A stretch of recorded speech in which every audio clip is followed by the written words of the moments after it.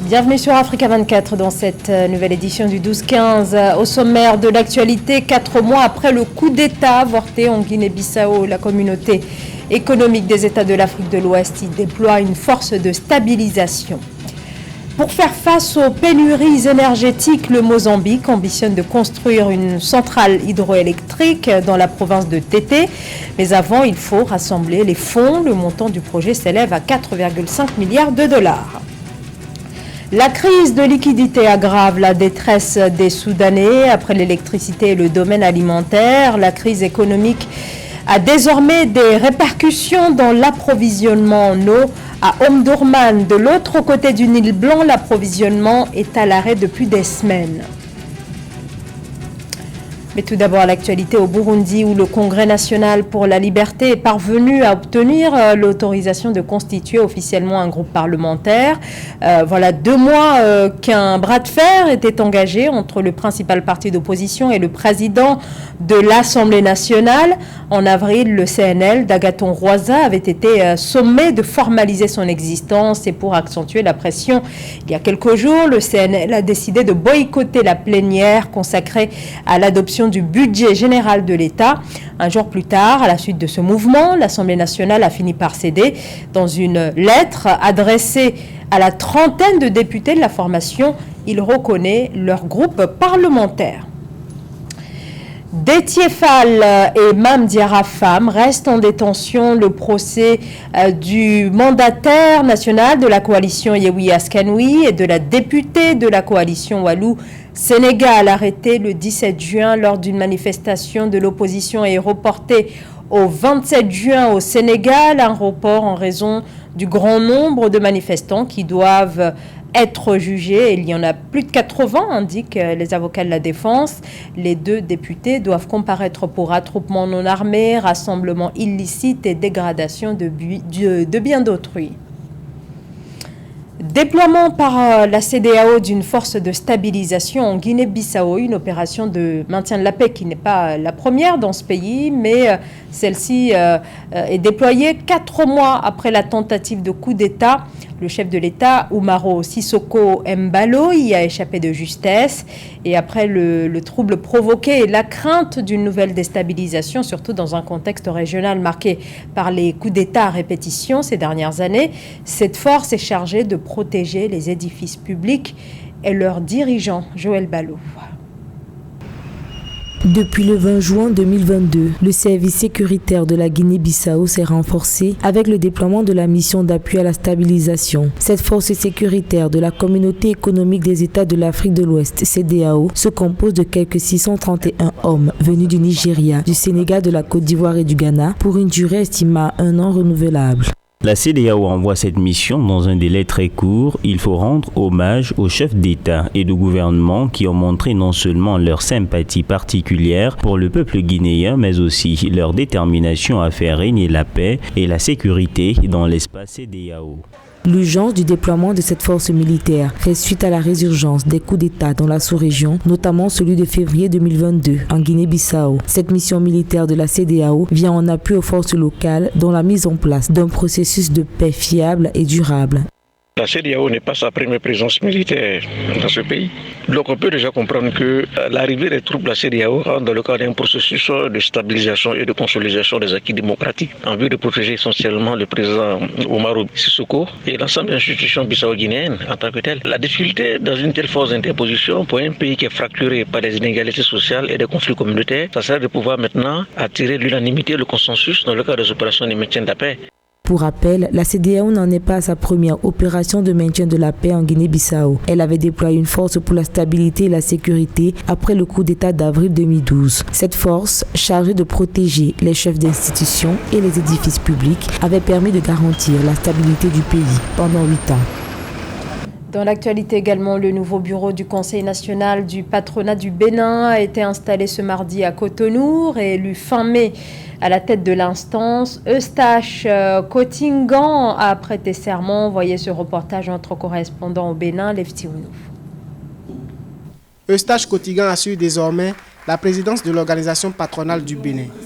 Il a été installé dans ses fonctions en présence des organisations patronales de l'Afrique de l'Ouest et de l'Afrique centrale, mardi 21 juin 2022 à Cotonou. Après avoir assuré l'intérim de la présidence du Conseil national du patronat du Bénin, CNP Bénin, depuis le départ en exil de l'ancien président Sébastien Ajavon en 2017, Eustache Kotigan a été plébiscité par ses pairs au thème d'une assemblée générale élective tenue à Cotonou le 25 mai 2022. Il devient ainsi le 5e président élu de l'organisation patronale du Bénin. Pour cette mandature, Eustache Kotigan lance un appel solennel aux opérateurs économiques, celui de la réconciliation, du rassemblement et de l'espérance. Mes chers confrères entrepreneurs, le temps est à l'action et au rassemblement en mutualisant les différents talents dont regorge notre organisation. Au cours des 5 années de mon mandat, soyez rassurés que je mettrai tout en œuvre pour répondre à vos attentes et à vos exigences. Le quinquennat du nouveau président du CNP Bénin s'inscrit autour de 4 principaux axes. Eustache Kotigan entend entre autres œuvrer pour un secteur privé organisé autour du développement durable, renforcer le rôle du secteur privé dans le développement économique et social, accorder à la jeunesse toute l'attention et l'espace qu'elle mérite dans le monde des affaires. Il a annoncé la mise en place d'un fonds d'investissement et d'aide aux entreprises jeunes. Nous sortons d'une crise sanitaire qui a beaucoup plus éprouvé les petites entreprises. Il faut que les grandes entreprises puissent tendre la main aux plus jeunes là, à travers des initiatives. A noter que le patronat béninois compte plus de 500 adhérents, plus de 200 000 employés et contribue à plus de 350 milliards de francs CFA aux recettes de l'État. Le président du patronat béninois Eustache Kotigan place ce quinquennat sous le signe de la renaissance et s'engage à mener le combat pour la compétitivité des entreprises et la garantie de leur prospérité. D'ici à la fin de l'année 2024, le Mozambique entend boucler le montage financier de la construction du barrage Fandakwa, situé dans une région qui manque d'électricité. Cette centrale hydroélectrique sera alimentée par le fleuve Zambèze. L'infrastructure devrait, selon les plans des autorités mozambicaines, être complétée par des lignes à haute tension de 1300 km. La mise en service de l'ensemble du dispositif est prévue en 2031 à Menedji. Bien que classé 181e au rang mondial sur l'indicateur du développement humain du Programme des Nations Unies pour le développement, le Mozambique présente un potentiel hydroélectrique assez considérable pour son économie. Il puise près de 60% de son énergie de la centrale de Cahora Bassa sur le fleuve Zambèze et le pays veut booster son potentiel en identifiant déjà plus de 100 sites présentant une capacité collective de 15 000 MW. À la grande époque de l'énergie électrique de source hydrique, le problème majeur était le off-take, ça veut dire le client qui viabiliserait la production. C'est pour ça que quand vous avez une économie interne qui n'est pas elle-même consommatrice de beaucoup d'énergie, vous dépendez donc de l'exportation d'énergie. Et exporter de l'énergie n'a jamais été réellement rentable. Aujourd'hui, il y a une très belle opportunité et le Mozambique l'a vu. C'est la possibilité de faire de l'hydroélectricité, mais également de la convertir en hydrogène. Et l'hydrogène est un produit à haute valeur ajoutée qui est demandé dans le monde à des rythmes complètement fous. Le Mozambique produit presque 3 fois plus d'énergie qu'il n'en consomme, équivalent à près de 900 MW. L'essentiel de la production est exporté à son voisin, l'Afrique du Sud, via le grand barrage de Cahora Bassa, dont la puissance installée est de 2115 MW, représentant 83% de l'énergie produite par le pays. Par ailleurs, ceux liés au gaz naturel liquéfié, avec en vue un bénéfice de 3 milliards de dollars par an de recettes fiscales. Et je crois que nous avons là une opportunité pour tous ceux, comme le Mozambique et la République démocratique du Congo et quelques autres pays, ont des potentiels hydroélectriques immenses, la possibilité de lancer aujourd'hui des investissements intensifs en partenariat public-privé et être à mesure, non pas d'exporter le courant, mais plutôt d'exporter des produits à valeur ajoutée que sont les produits dérivés des industries vertes, l'hydrogène, l'ammoniac vert et éventuellement les métaux verts. Début 2019, la Banque mondiale et le Mozambique ont signé un accord de financement de 80 millions de dollars. Première étape d'un financement de 200 millions pour l'initiative Énergie pour tous au Mozambique. Le pays compte produire 6% du gaz naturel liquéfié mondial d'ici 2027, se classant ainsi dans le top 5 des producteurs d'ici 2030. Améliorer l'accès à l'électricité, un défi qui se pose aussi à Djibouti. Dans ce pays, seuls 60% de la population a accès à l'électricité. Une situation qui ralentit la vie quotidienne des habitants, mais aussi des pans entiers de l'économie. Face aux nombreuses contraintes, des initiatives se développent, là aussi, autour des énergies renouvelables. Philomène Tine. Djibouti envisage de devenir le premier pays africain à l'électricité 100% verte. Le pays est doté d'un immense potentiel en énergie solaire, éolienne, hydraulique, géothermique et de biomasse. Au niveau de l'énergie solaire photovoltaïque, le potentiel solaire technique exploitable est évalué à 200 gigawattheures par jour.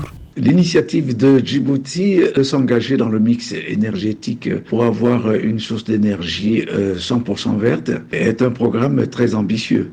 Mais cependant, je reste assez sceptique par rapport à l'échéance projetée de 2025, quand je pense à la biomasse ou la géothermie qui nécessitent des technologies de très très haut niveau. En 2020, le gouvernement a initié un projet de construction d'un parc éolien d'une capacité de 59 MW. Dans le solaire, la construction d'une centrale de 30 MW a été aussi lancée la même année. Par ailleurs, selon l'Office djiboutien de développement de l'énergie géothermique, Djibouti disposerait de 500 à 1000 MW de réserves géothermiques. Le gouvernement de Djibouti doit s'atteler à mettre à disposition les ressources financières, mais aussi assurer le transfert des technologies, qu'il y ait une appropriation des méthodes, des procédures et des techniques pour garantir la durabilité d'un tel projet. Le gouvernement de Djibouti pourra tirer profit de ce mix énergétique en diversifiant utilement son économie et en considérant que ce mix énergétique constitue un véritable levier de création d'emplois sur toute l'étendue du territoire. L'ambition du gouvernement djiboutien est d'atteindre un mix énergétique 100% vert à l'horizon 2025. Selon l'exécutif, la consommation des ménages augmente d'environ 10% par an. À cet effet, les besoins quotidiens du pays en électricité pourraient être de 500 MW en 2025 et de 1000 MW d'ici à 2030. Le Soudan, toujours en plein marasme économique, une situation qui ne cesse de se dégrader depuis le coup d'État d'octobre 2021. Les populations sont les plus durement touchées et dans ce pays, c'est désormais un tiers de la population qui est confrontée à l'insécurité alimentaire. Une situation dramatique sur laquelle viennent s'ajouter d'autres pénuries, dont celle de l'eau. Vous voyez ce sujet de la rédaction. À Omdurman, de l'autre côté du Nil Blanc, en face de la capitale Khartoum, l'approvisionnement en eau ne se fait plus depuis des semaines. La détresse est totale et faute de solution, les habitants sont alors obligés de débourser des sommes astronomiques dans les commerces pour pouvoir acheter de quoi boire. Dans ce quartier d'Al-Shigla, Abdallah El Sayed déplore cette situation qui vient aggraver les difficultés qui étaient déjà présentes. Au niveau sanitaire, nous ne pouvons pas faire le ménage correctement, laver les vêtements ou nettoyer les salles de bain. Donc des problèmes de santé se posent, et cela vient s'ajouter aux problèmes financiers, sachant que nous devons acheter l'eau, même celle que l'on boit. Depuis le coup d'État d'octobre 2021 et l'arrivée au pouvoir du général Abdel Fattah al-Burhan, la crise économique s'est amplifiée, avec des pénuries à répétition dans tous les secteurs. Alimentaire, l'électricité et maintenant l'eau. La junte au pouvoir est régulièrement accusée d'être à l'origine de cette crise, mais pour le pouvoir militaire, la responsabilité est ailleurs. Pour la période 2022-2023, nous attendions près de 4 milliards de dollars de la Banque mondiale, dont 500 millions pour l'irrigation et l'eau potable et 780 millions de dollars pour l'électricité. Les populations sont éprouvées à mesure que le pays s'enfonce dans la crise politique et économique 3 ans après la Révolution. Aucune mesure n'a été annoncée par le gouvernement devant cette pénurie d'eau et aucune non plus face à la crise alimentaire, alors que 18 millions de Soudanais, soit près de la moitié de la population, pourraient faire face à la famine dans les prochains mois. Ce journal a été réalisé par l'ensemble de la rédaction. Merci de votre fidélité. Dans un instant, une nouvelle édition de l'actualité sur Africa 24.